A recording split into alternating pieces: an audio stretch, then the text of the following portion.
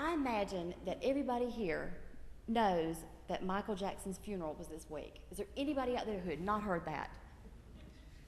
I didn't think so. All right. Well, I understand that some 30 million people watched it on TV. And people were flocking into the streets. They wanted to see the family. They wanted to catch sight of the hearse.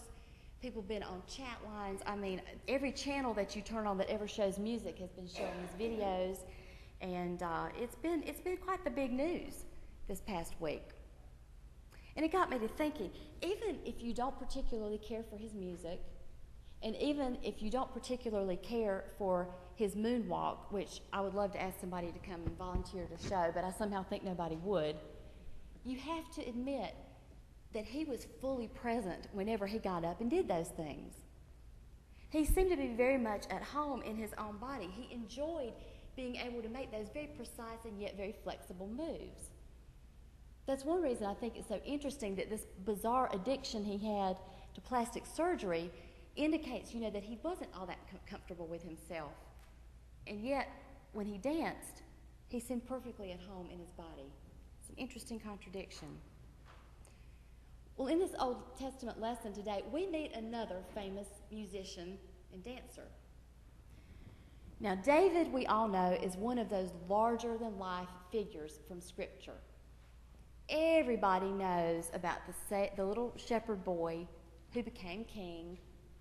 Most of us remember the story of his adultery with Bathsheba and his murder of her husband. And many of us will remember, too, while he was still that shepherd boy, that he tried to soothe and comfort King Saul with his lyre and with his singing. But now this particular episode we may be a bit less familiar with. David the psalmist, yeah, we know all about that. David the harpist, sure. But David the dancer? Probably haven't given that much thought, most of us. Well, there's something particular going on here in 2 Samuel. David is bringing the Ark of the Covenant into his city. Now, if you saw Raiders of the Lost Ark, you will remember that they assigned all sorts of amazing powers to it, and it became more or less a weapon in the hands of those who had a hold of it.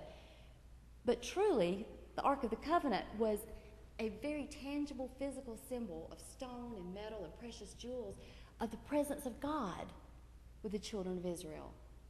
It was a symbol that was very important to them, much as our cross is to us. And so it was a very big deal indeed that David was bringing this into the city. And as he enters Jerusalem, everyone is singing and dancing, and David is dancing with all his might. They're all celebrating with songs, and tambourines, and harps, and they are dancing with all their might. Now, it's not ballroom dancing that they're doing, mind you. Think less of, say, a formal inaugural ball and more kind of New Orleans during Mardi Gras. Think Dancing of the Stars on speed. That's kind of what they were doing.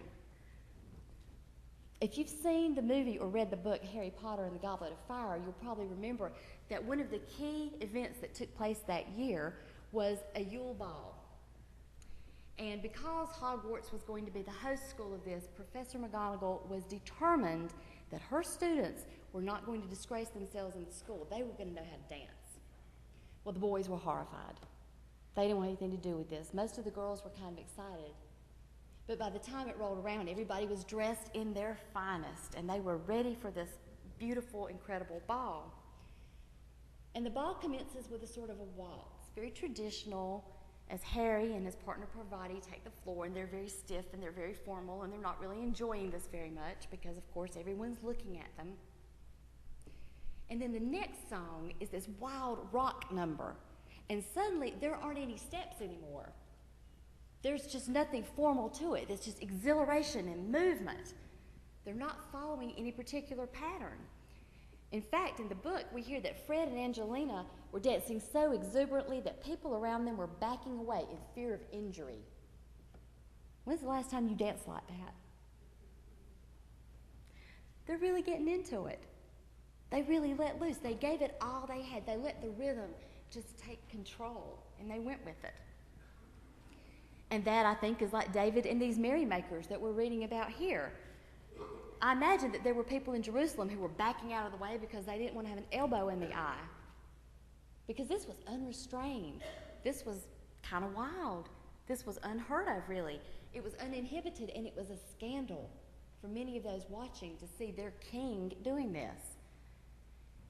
And no one was more embarrassed than his wife Michal, because she saw him out the window dancing like mad, wearing only a linen ephod, which was something like a priest's robe. It was a garment for worship. And she was embarrassed. She was ashamed.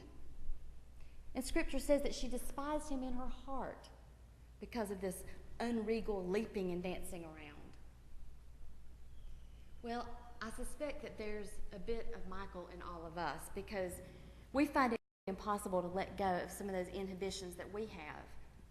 We all have hang-ups about what's appropriate in worship, what's the proper way to bring ourselves before the Lord, particularly in our bodies.